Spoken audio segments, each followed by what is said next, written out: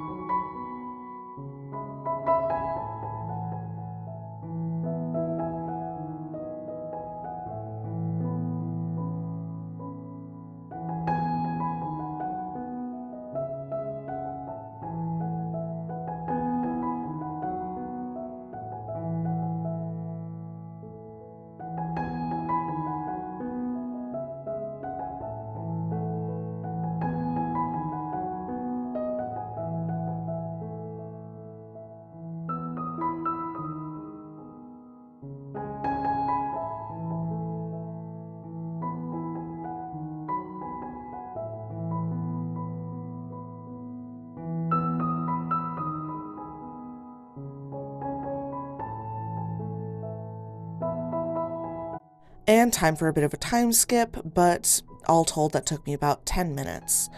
With the warp threads sorted, I'm lifting up the loom to release the warping board from the loom, gathering the warp threads into one large bundle, and using the back of my neck to drape them over and keep them tidy and out of the way, while I collapse the warping board and get it tucked out of the way until I'm at a full pause point where I can get unclamped from my desk.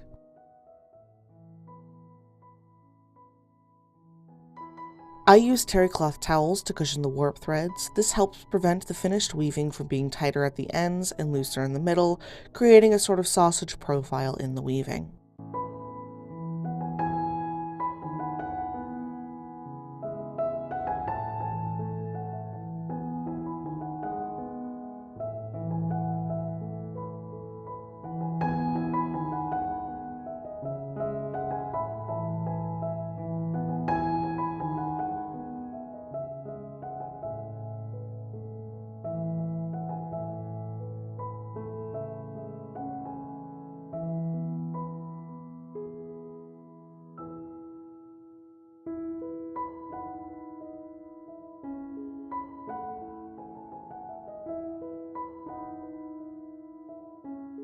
The way I warp has me cutting the warp loops at the end of winding the warp. This is what's easiest on my body, and you can see that it's not always easy given that I dropped the warping hook, but it's not going to work for everyone, and that's okay. This isn't a great angle, but I'm being careful to pay attention to how the warp threads are laying on the back bar of the loom and how the right-hand thread goes through the smaller hole in the rigid heddle reed. It's not critical, and some minor mistakes aren't the end of the world, but it does make it easier to keep the tension of the warp threads even across the entire weaving.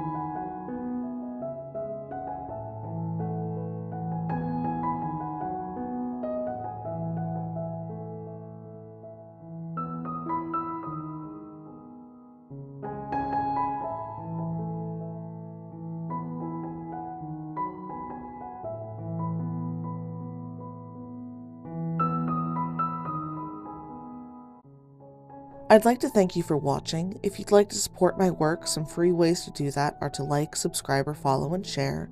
This applies to other small artists as well. It's a great way to let the social media algorithms know that this is content worth watching. And given that I'm a disabled and genderqueer content creator, the algorithms aren't going to boost my stuff without an extra push. If you'd like to support me financially, there's a Buy Me a Coffee linked below, which acts as sort of a tip jar. Also, now that there are so many of you absolutely fantastic and wonderful subscribers, I've been able to link the online Hawk Song Weaving shop, so feel free to check out the unique handwoven products. It's the gift-giving season, and I'm scheduled for so many vending events, so if you want to grab something, please grab it now. This next bit is absolutely a joke, but just in case, in this economy, I won't say no. For $1,000 a month, you can tell me that I'm not actually disabled, I'm just lazy, and to try whatever yoga, juice cleanse, snake oil nonsense fixed your cousin. Feel free to message me, and I'll get you my payment deets. I take Cash App, Venmo, and PayPal for this nonsense.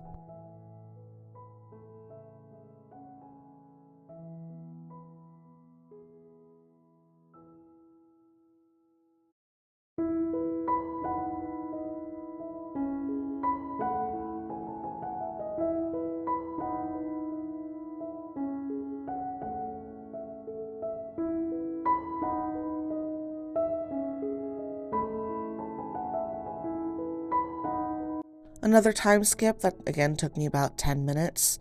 Applying the warp to the bottom apron bar is pretty easy. I just finger comb it, get it separated into bits about 4 to 5 warp threads wide, separate these bits into 2, and then do a half hitch tie to the apron bar.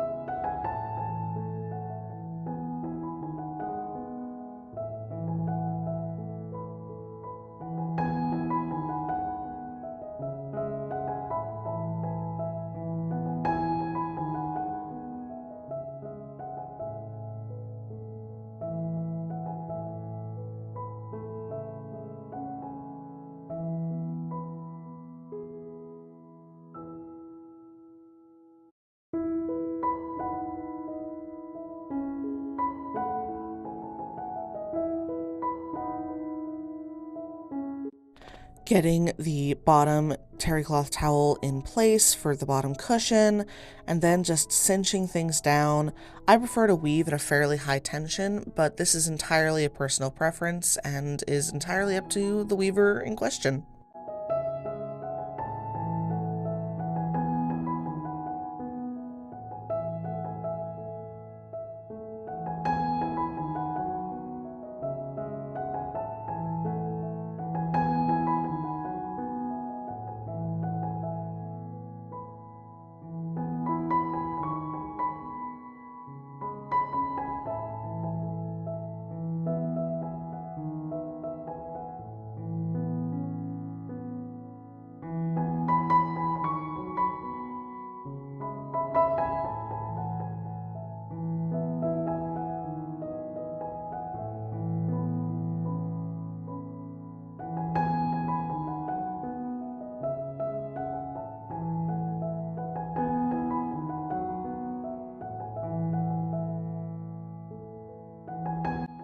I was given Hades Himbo in the summer of 2021. He was the runt of a friend's litter, and while I'm incredibly glad to have him, please do not get your young cats pregnant. I love Hades Himbo so much, and I'm so glad that I have him, but his mother was not even a year old when she was deliberately gotten pregnant, and she did not last a year past that.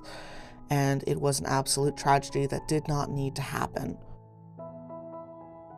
Hades came home and joined me and my older cat, Persephone, who I had adopted from a free shelter cat day. She was an older, goth, black floof of a cat, all factors that were going to make her hard to find a home for.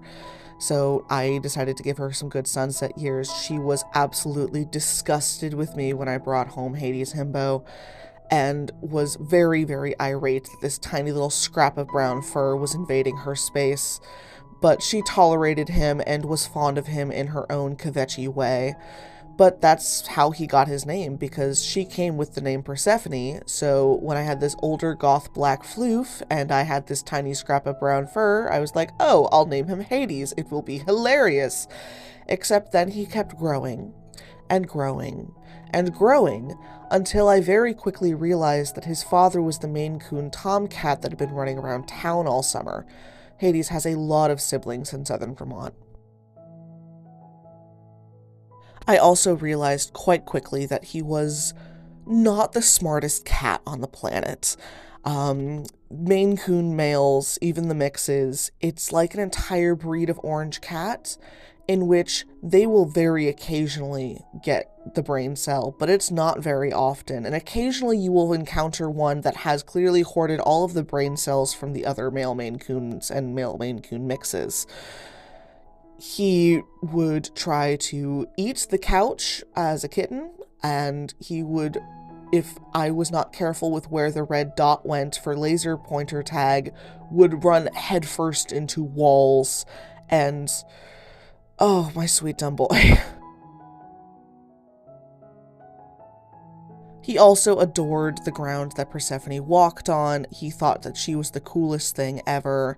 So when her health started rapidly declining when he was about 6 months old, I knew that I was going to need to get another cat because I was starting to go back to work full time, and he wasn't going to be okay left by himself. He was my baby. Persephone got gently let go, and I posted on a Facebook rehoming group, "Teenage Himbo Maine Coon mix seeks dominant female cat to bash him on the head on a regular basis." And then, about an hour later, Penelope's previous humans posted, "Diva Calico seeks family with no cat or where she will be boss cat, will chew on your wires when she's annoyed with you, which is often. We're only rehoming her because she's starting to go after our newborn in jealous fits of rage." Everyone in the group tagged the two of us in each other's posts, and Penelope came home the next day, has been beating Hades up ever since, and again, he adores her for it. He has a very specific method for getting lady cats to like him, which is just to gaze at them soulfully from a safe distance and decrease that distance slowly over time until they stop hissing at him and then give him dominance grooms. And he's so sweet. He loves his lady cat so much. And he's such a cowardly lion that whenever we have unusual, strangers over, he will run and hide until the lady cats have deemed it safe. Unfortunately, I'm not speaking in hyperbole when I say that Hades has saved my life several times. I've been in some dark places in my mind over the past couple years. I'm actually getting a tattoo of a semicolon on my middle finger because I'm so incredibly glad that I am still here. But people who have not been in that dark space will tell you that you need to live for yourself. And I am here to tell you that that is absolute nonsense. You live for anything you need to live for. And in my case, one of the things that kept me on this planet was Hades would not know where I was. He would not know where I went, and I was not willing to do that to him. Even if I was not willing to necessarily live for myself, I knew I needed to live for him because he wouldn't know where I was. And I love him so much. He's my sweet baby boy, and I'm so incredibly glad that he was put on this planet at exactly the time that I needed him. On a lighter note, please enjoy my goth IT partner's interpretation of Thing from the Addams Family. She was giggling like a schoolgirl during this, and I couldn't help it. I had to kiss her hand. But oh my goodness, just the joy.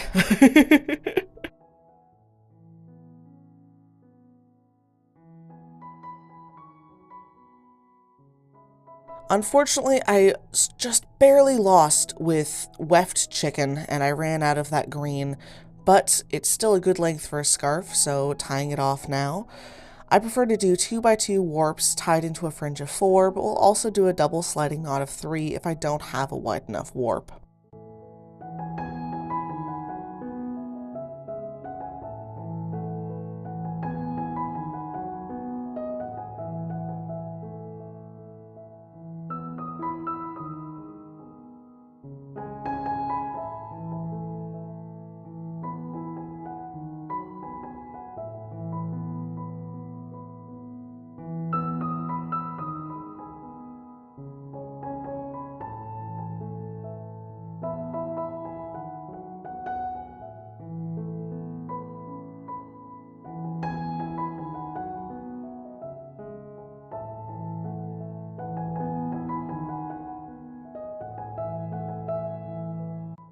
Another time skip, and now undoing the other end and watching this unravel. I love seeing the finished thing even before it's steam blocked. Tying off the other end, and off we go to getting things steam blocked.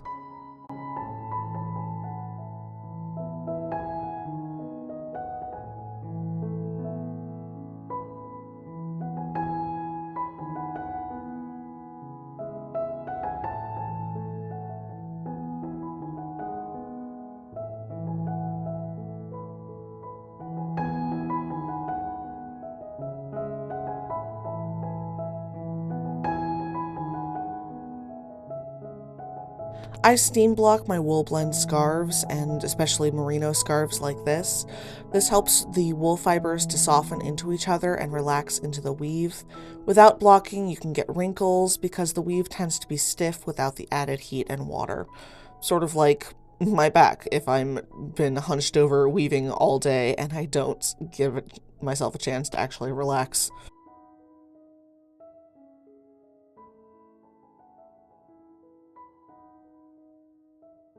Once the steam blocking is finished, I eyeball the length of fringe that I want and use the "don't ask me how much I spent on these good shears and trim it."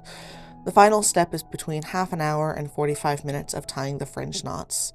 This helps give the scarf a more finished, polished look, and isn't always necessary with different warps, but I prefer to do it on everything I do.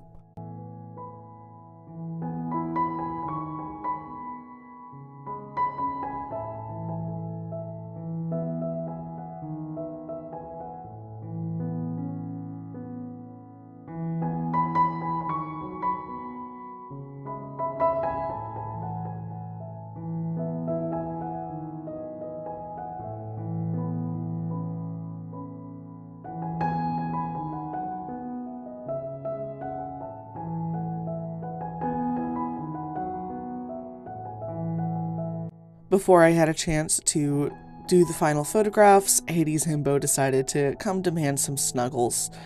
He loves being held like a baby and knows that I'm not necessarily strong enough to hold his entire bulk up in my arms, so he will lay himself in front of me just like this on a table to make things easier. I love him so much.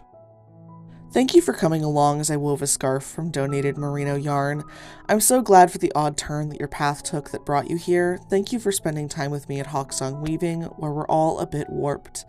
And I hope that you have a truly excellent week. Also, thank you for letting me babble at you about my cat. Just, yeah.